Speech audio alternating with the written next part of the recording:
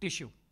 Tissues can be found in both plants and animals, but today we will be discussing only animal tissue. Tissue, as you know, is a group of similar cells performing similar function. Animal tissues are of four types, namely connective tissue, epithelial tissue, muscular tissue, and nervous tissue. First of all, we'll discuss connective tissue is the most widespread tissue in our body. If we classify the connective tissue, it can be divided into three types. A. Liquid connective tissue, which includes blood and lymph. B.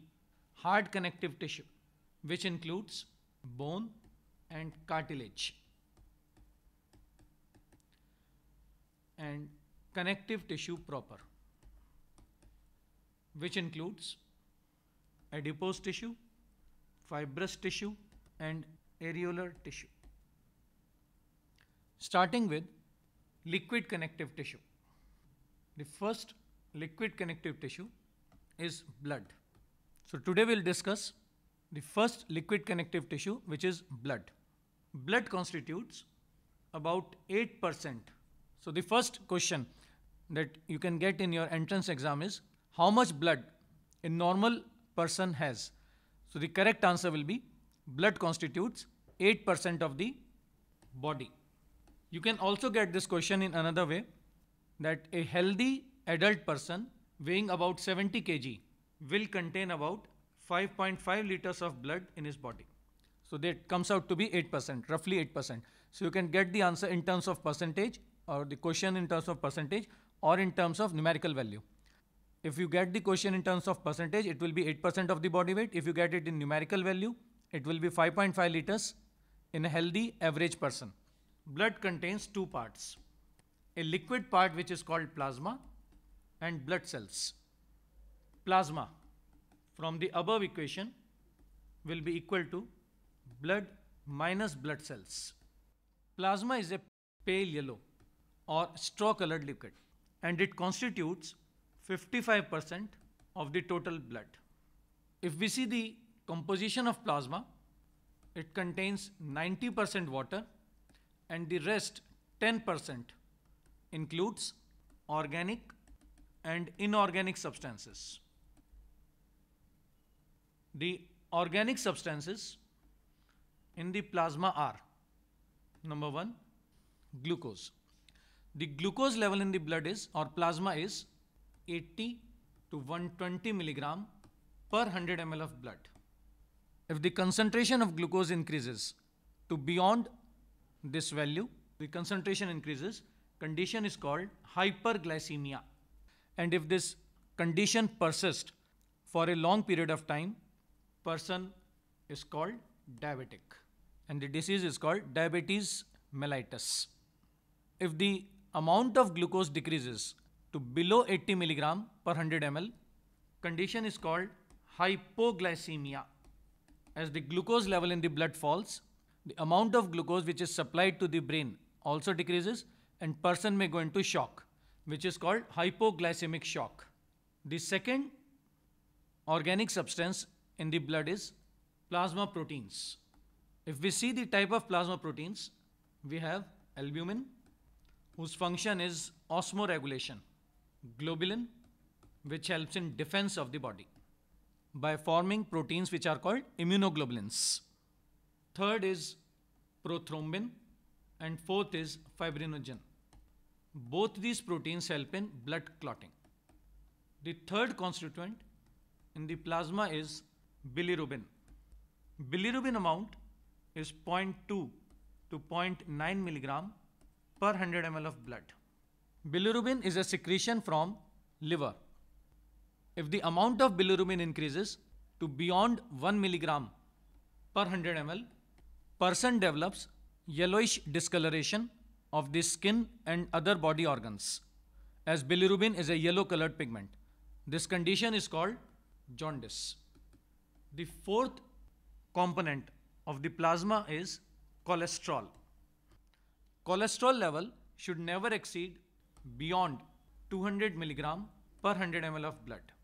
If this level exceeds beyond 200 milligram per 100 ml, there are chances that cholesterol will be deposited in the arteries, and if it is deposited in the arteries which are supplying heart, it can lead to narrowing of the arteries, leading to decreased blood supply and oxygen supply to the heart, which results in pain in the heart and ultimately can result in heart attack. These were some of the organic components present in plasma. There are some inorganic components in the plasma also. Some of the inorganic components are sodium, potassium. Both these components are required for transmission of impulse. Calcium, as you know, is required for muscle contraction, growth of the bones, and blood clotting.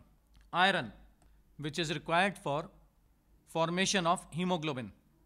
Iodine, which is required for formation of thyroxine. Sodium and potassium are required for conduction of impulse.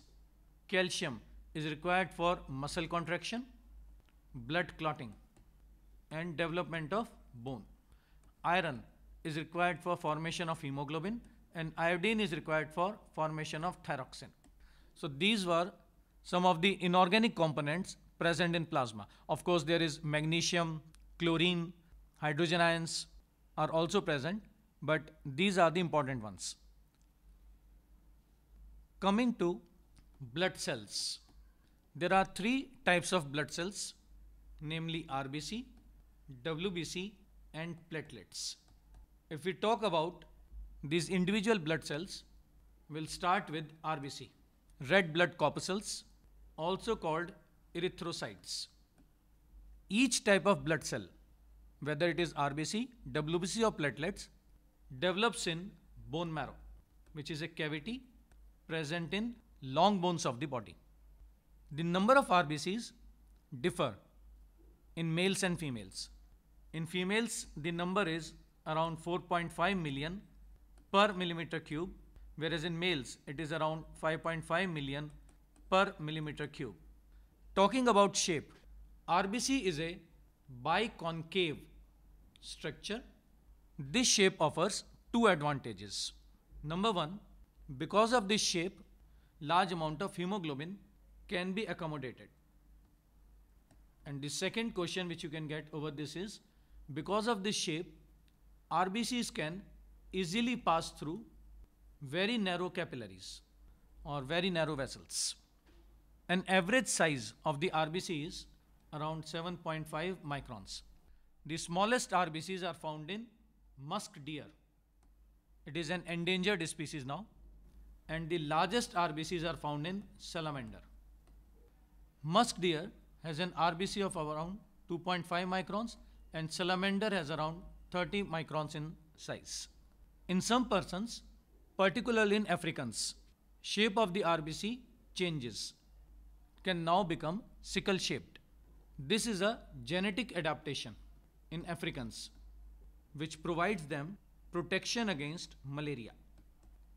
RBCs contain a respiratory pigment which is called hemoglobin. RBCs contain a respiratory pigment which is called hemoglobin. The amount of hemoglobin in a person should be 14 to 16 grams per 100 ml of blood. If the amount decreases to below 10 grams per 100 ml, person is said to be suffering from anemia. Hemoglobin itself is a purple colored pigment, but when it combines with oxygen to form oxyhemoglobin, then it becomes a bright red colored pigment. Hemoglobin, therefore, is the oxygen carrying pigment in our body.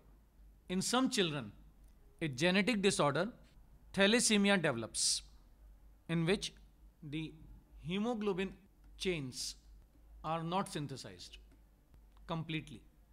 Therefore, these children require regular blood transfusion. Coming back to RBC, another question which you get is lifespan of RBC. It is 120 days. After 120 days, RBCs are taken to spleen. In the spleen, RBCs are destroyed and buried. Therefore, you can get a question which was there in AIPMT mains 2012, that the graveyard of RBC is, and answer will be spleen. At the time of origin, RBCs contain nucleus and all other cell organelles, cell structures. But all these structures are lost during maturation. Therefore, a fully matured RBC do not contain nucleus. So this is important. A fully matured RBC. If you get a question, an immature RBC contains nucleus or not, the answer will be it contains nucleus. But a fully matured RBC do not contain nucleus and other cell organelles. You can get a question on this. Why RBCs do not contain nucleus? The answer to this question will be to provide large surface area to accommodate large amount of hemoglobin.